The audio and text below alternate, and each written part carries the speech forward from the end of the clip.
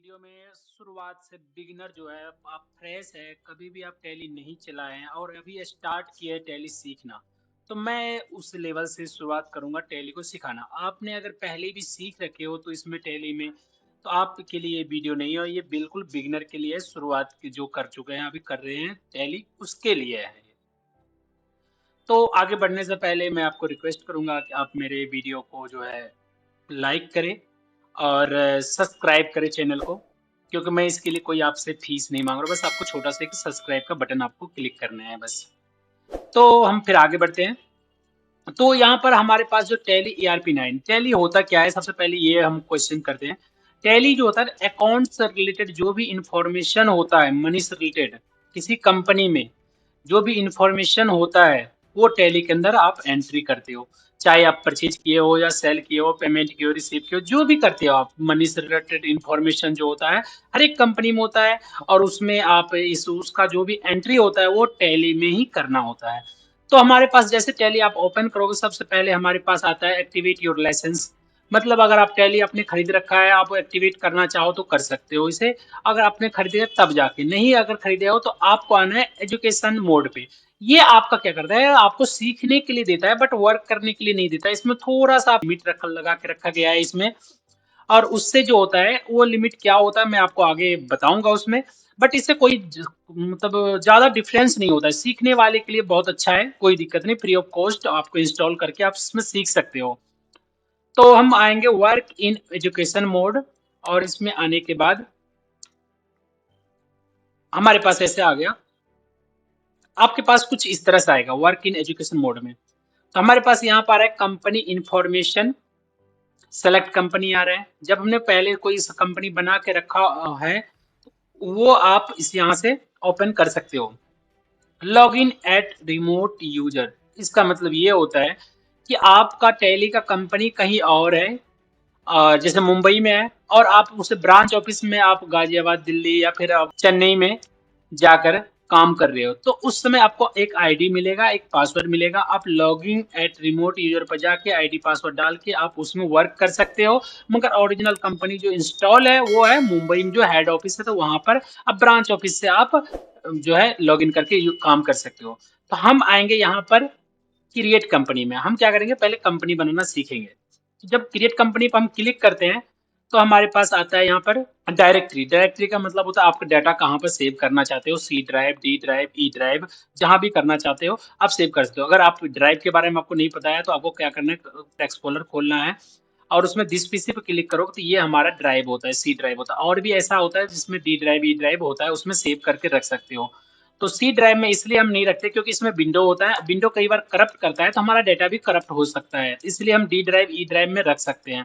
मगर आपके पास अगर सी डी ई एफ नहीं है तो आपको सी में ही रख सकते हो, कोई दिक्कत नहीं है। बट इसमें यही होगा, डाटा मतलब करप्ट होने का ज्यादा चांसेस होता है। तो आगे हम चलते हैं। यहाँ पर हमने सी ड्राइव डाल करके और एंटर हमने प्रेस किया। यहाँ पर कंपनी का नाम, जो भी कंपनी का नाम है आपका कंपनी का जो भी है, अगर फर्स्ट टाइम आप बना रहे हो टैली में तो आपका कुछ ना कुछ कंपनी का नाम लिख सकते हो। जैसे कि हमने लिख दिया GVCTI लिमिटेड, सिंपल। यहाँ पर मेलिंग नेम में कंपनी का नाम भी आप रख सकते हो, या फिर आप किसी पर्सन का नाम रख सकते हो जो उसमें हेड ऑफ पर्सन होगा कंपनी में, उसका नाम भी आप रख सकते हो। नेक्स्ट आता है कंपनी में एड्रेस। तो जो भी कंपनी का एड्रेस होगा आपको पूरा डाल देना है। यहाँ पर इंडिया सेलेक्ट करना है क्योंकि हम कंट्री इंडिया के हैं, और यहाँ पर स्टेट आपको सेलेक्ट करना है। स्टेट का मतलब ये होता है जो स्टेट में आपका कंपनी रजिस्टर्ड है करना वो स्टेट है। इसके बाद अब पिन कोड आता है। पिन कोड तो आपको पता ही है, जो भी आप डालना चाहो आप डाल सकते हो। इसके बाद phone number, mobile number, fax number, ये सब चीजें आपको पूरा पूरा फिल करना है। और इसके बाद आता है financial year beginning. Financial year के बारे में मैंने आपको कई बार वीडियो में बताया है कि ये फाइनेंशियल ईयर तो जैसे कि हमारा न्यू ईयर 1 जनवरी को होता है, ऐसे ही कंपनी का न्यू ईयर स्टार्ट होता है 1 अप्रैल से, और 1 अप्रैल से लेकर 31 मार्च तक होता है अगले साल का। जैसे 2000 ये 25 चल रहा है, 2025 से लेकर 2026 में 31 मार्च 2026 को ये खत्म होगा फाइनेंशियल ईयर। तो मगर यहाँ पर बिगनिंग लिखा हुआ है, तो बिगनिंग का मतलब स्टार्ट करना है कब से, तो 1 अप्रैल 2025 से स्टार्ट हुआ है। और यहाँ पर books beginning from, books beginning का मतलब ये होता है कि कंपनी में आपने वर्क करना कब से स्टार्ट किया है। तो आप यहाँ पर जब से भी स्टार्ट किया वो डेट डाल सकते हो, बट अभी हमने इसको परचेज नहीं किया टैली को, तो बिना परचेज का जो है बस आपको जो डेट आपको दे रहा है 1 अप्रैल, तो 1 अप्रैल डाल सकते हो, 1 मई, 1 जून, 1 तारीख किसी भी महीने का या 2 तारीख डाल सकते हो। 3, 4, 5, 6 मतलब तो नहीं डाल सकते हो, सिर्फ 1 तारीख डाल सकते हो। यही है परचेज में, टैली वाले में और बिना परचेज वाले में डिफरेंस है। मगर हम सीखना है हमें, 1 तारीख को सीखे या 10 तारीख को सीखे, क्या फर्क पड़ता है, एंट्री तो वही करना है हमें। एक तारीख को भी करें एंट्री एंट्री करेंगे तो वही एंट्री होगा, और 10 तारीख को भी एंट्री करेंगे तो वही एंट्री होगा। नेक्स्ट यहाँ पर आता है पासवर्ड। ये पासवर्ड आप नहीं डालो तो सही रहेगा, बट यहाँ पर नेक्स्ट करना है, यहाँ पर यूजर आईडी यस कर देते हैं हम। और यहाँ पर जो भी आप लिखना चाहते हो कंपनी का यूजर आईडी वो डाल देना, और पासवर्ड जो भी लिखना चाहो पासवर्ड आप डाल देना है। यहाँ पर दोनों में सेम पासवर्ड डालना है। Next next, enter enter enter. और लास्ट में ये जो आपको दिख रहा है बेसिक, ये सब जो दिख रहा है ये सब डिफॉल्ट अपने आप ये ले लेता है, इसमें कुछ भी करने की जरूरत नहीं है। और एंटर एंटर एंटर दबा देना लास्ट। हमारे पास ये कंपनी बन के हमारे पास ये कंपनी बन के आ गया। और ये हमने जो पासवर्ड डाला था, यूजर आईडी डाला था, जो कि हमारे कंपनी को प्रोटेक्ट करेगा, कोई और एंटर नहीं कर पाएगा बिना पासवर्ड और यूजर आईडी का। तो यहाँ पर आपको यूजर आईडी आपको डालना है, और डालने के बाद पासवर्ड डालना है, पासवर्ड डालना है और एंटर प्रेस करना है, तो आपके पास कंपनी खुल के आ जाएगा। ये हमारे पास यहाँ पर पहला जो यूजर इंटरफेस आया है, इसमें आया है करंट पीरियड, और 1/4/2025 से लेकर 31/3/2026 तक आ रहा है। ये फाइनेंशियल इसी को बोलता है, करंट पीरियड भी बोलते हैं। इसको चेंज करना है तो ऑल्ट F2 हम प्रेस करते हैं। ऑल्ट F2 में आपको जो भी आपको यहाँ पर डालना है फाइनेंशियल ईयर चेंज करके, और एंटर दबाओगे तो वो फाइनेंशियल ईयर आ जाएगा। और यहाँ पर डेट दिखा रहा है आज का, तो इसको चेंज करना है तो F2 का यूज करते हैं। और यहाँ पर 2 तारीख आया, पहले 1 अप्रैल आ रहा था, अब यहाँ पर 2 अप्रैल आ रहा है, एंटर दबाएंगे तो चेंज हो जाएगा। ऐसे ही आप यहाँ पर चाहो तो 1/8 और एंटर, देख रहे 1 अगस्त आ गया। तो जिस दिन भी आप काम करना चाहते हो, जो भी डेट है आपका, वो काम कर सकते हो। दूसरा हमारे पास आता है एक जो कंपनी बनाया है, GVCTI। इस कंपनी को हम क्या करेंगे, एडिट करना हो, कुछ भी चेंजेस करना हो, या फिर हम मॉडिफाई करना हो, या डिलीट करना हो, कंपनी में हम काम नहीं कर रहे हैं, तो उसके लिए हम क्या करते हैं, ऑल्ट F3 करते हैं। और यहाँ से आना है आपको ऑल्टर में। ऑल्टर में आने के बाद आपको इसको फिर सेलेक्ट करना है कंपनी को, और यहाँ पर मॉडिफाई करना है, इसमें आप कर सकते हो। और करने के बाद इसे सेव कर सकते हो, लास्ट तक एंटर दबा। दूसरा इसके बाद आता है, अगर कंपनी को डिलीट करना हो तो वही ऑल्ट F3 में ही जाना है, और ऑल्टर में जाकर के यहाँ पर सेलेक्ट करके ऑल्ट D जैसे आप दबाओगे तो ये पूछ रहा है आप डिलीट करना चाहते हो नहीं करना चाहते हो। तो ऑल्ट D दबा के एंटर एंटर प्रेस करेंगे तो डिलीट हो जाएगा, बट अभी हम डिलीट करना नहीं चाहते, आगे हम सीखना है तो इसलिए। नेक्स्ट आना है आपको, ये आता है गेटवे ऑफ टैली, और इसी में सारे के सारे वर्क होता है।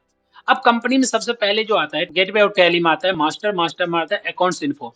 इसी में आपका लेजर बनता है। अब लेजर क्या होता है, लेजर का काम होता है कि आप जो भी वाउचर एंट्री करोगे तो उसको डिफाइंड करता है कि आप वो मतलब परचेज हुआ है, सेल हुआ है, पेमेंट हुआ है, रिसिप्ट हुआ है, या पैसे आ रहा है या जा रहा है, या आपने अपने बैंक में पैसे जमा किया या क्या किया, वो सारा सारा अकाउंट वो डिफाइंड करता है आपका लेजर। मगर लेजर में जो हम सेलेक्ट करते हैं वो ग्रुप होता है। यहाँ पर ग्रुप में जाओगे, ऑल्टर में जाओगे तो आपको दिखाई देगा, यहाँ पे देखो कई सारे ग्रुप ऑलरेडी बना हुआ है।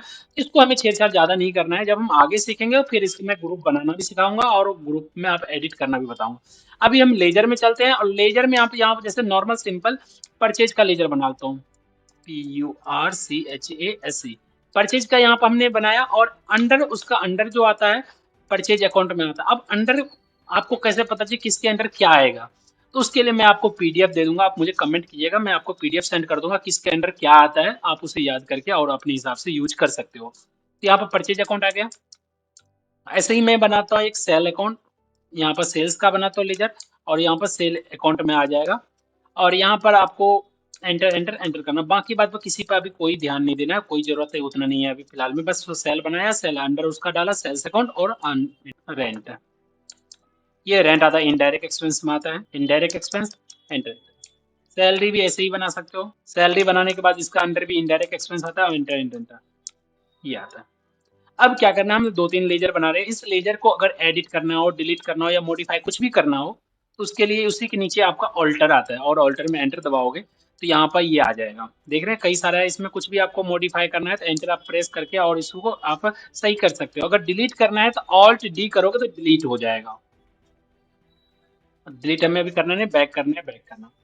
अगर आपको सिंपल परचेज करना है एंट्री, तो आपको यहाँ पर आना है अकाउंटिंग वाउचर में, और अकाउंटिंग वाउचर में आने के बाद एफ के बाद यहाँ पर आ रहा है नेम ऑफ आइटम। अभी हम आइटम के बारे में नहीं सीखेंगे, हम आइटम के बारे में आगे सीखेंगे। अभी हम यहाँ पर ऑल्ट आई आपको करना है और पार्टिकुलर आ जाएगा यहाँ पर।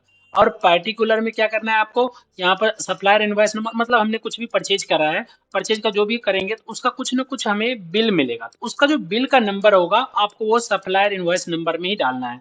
तो मैंने यहाँ पर कुछ भी रैंडमली नंबर डाल दिया और एंटर एंटर। और पार्टी अकाउंट में अभी हम कैश ही सेलेक्ट करेंगे, यहाँ पर कैश सेलेक्ट कर लेंगे और ये सब में एंटर एंटर एंटर। और यहाँ पर पार्टिकुलर में आपको परचेज एंटर कर देना, कितने का परचेज किया वो एंटर कर देना है और एंटर एंटर एंटर। और नरेशन यहाँ पर आप लिख सकते हो, तो यहाँ पर मैंने नरेशन लिख दिया being purchase bye mister Rahul. इसका मतलब ये होता है कि आप जो भी आप नरेशन लिख शॉर्ट नोट्स की तरह कुछ भी आप इसमें लिख सकते हो आप, और बाद में आप इसे देख सकते हो हाँ आपने क्या किया था। तो ये परचेज का एंट्री हो गया, और एंटर करोगे तो सिंपल परचेज है, इसमें कोई स्टॉक आर नहीं है। और यहाँ पर हम आएंगे डिस्प्ले में, और डे बुक में आपको दिखाएगा ये एंट्री के बारे में जो भी आप परचेज करें। इसका बिल का अगर प्रिंट आउट निकालना है तो ऑल्ट पी करना है, और आप यहाँ से प्रिंट आउट भी निकाल सकते हो और साथ में आप प्रीव्यू भी दे सकते हो। ये देखो विथ प्रिंट प्रीव्यू दिख रहा है ना, ऑल्ट आई से इसे हटा भी सकते हो, ऑल्ट आई से दोबारा ला भी सकते हो, और एंटर प्रेस करने के बाद आपके पास ये स्मॉल एक छोटा सा बिल बन के आएगा शुरुआती तौर पे। ये कंप्लीट बिल हमारा नहीं है, बट हम आगे इसी के बेस पर हम सीखेंगे। तो ये होता है परचेज के लिए। अगर ऐसे ही सेल करना हो तो आपको अकाउंटिंग वाउचर में जा करके और F8 दबाना है आपको, और सेल करने के लिए यहाँ पर भी रेफरेंस नंबर कुछ डालना है, और यहाँ पर आने के बाद कैश, और यहाँ पर एंटर मारते जाना। इसमें अभी कुछ नहीं करना, यहाँ पर पार्टिकुलर में आकर के आपको सेल्स सेलेक्ट करना है, और जितने का भी सेल करना चाहो आप उतने का सेल कर दो, और एंटर एंटर एंटर। यहाँ पर भी नरेशन में being purchase by sale to mister जो भी लिखना है लिख सकते हो, और एंटर एंटर एंटर। ये दिख गया। अब पेमेंट करना है किसी को तो F5 होता है पेमेंट के लिए, और पेमेंट करने के लिए F5 होता है। यहाँ पर हम क्लिक करेंगे, कैश सेलेक्ट करेंगे, और रेंट का मैं कर देता हूँ 10,000। यहाँ पर मैंने 10,000 यहाँ पर लिख सकते हो नरेशन जो भी है, और एंटर एंटर। और मैं सैलरी भी पेमेंट कर देता हूँ 15,000। F5 से बताया था पेमेंट होता है, और एंटर एंटर एंटर। तो ये आप मैंने परचेज सेल पेमेंट रिसेट किया, वो सब आपके यहाँ पर आकर डिस्प्ले में जाके और डे बुक में दिखाएगा। पहला परचेज दिखा रहा है, दूसरा सेल दिखा रहा है, तीसरा आपका पेमेंट दिखा रहा है, और चौथा भी पेमेंट दिखा रहा है। अब मैंने 50,000 का परचेज किया था, यहाँ पर 80,000 का सेल किया, सैलरी पेमेंट किया, और 10,000 का मैंने आपका रेंट पे किया है। तो यहाँ पर बैक आने के बाद आप यहाँ पर प्रॉफिट एंड लॉस में जाके देख सकते हो कि आपका प्रॉफिट कितना हुआ है। नेट प्रॉफिट जो है 5,000 है, और डायरेक्ट एक्सपेंस जो है 25,000 रुपये। अब ये जो है इनडायरेक्ट एक्सपेंस जो 25,000 दिखा रहा है, इसमें क्या है 10,000 का तो आपका सैलरी है, 15,000 का रेंट है, तो ऐसे आपको दिखा रहा है। और जो कि 50,000 का परचेज किया था, और सेल कितने का किया था 80,000 का, तो हमें 30,000 प्रॉफिट हुआ था। इस वीडियो में इतना ही। अगर आप आगे सीखना चाहते हो तो कमेंट करें, और कोई भी क्वेरी है डाउट है तो बता दीजिए, मैं कमेंट में रिप्लाई कर दूंगा, या स्पेशल आपके उसके लिए वीडियो बना दूंगा। धन्यवाद।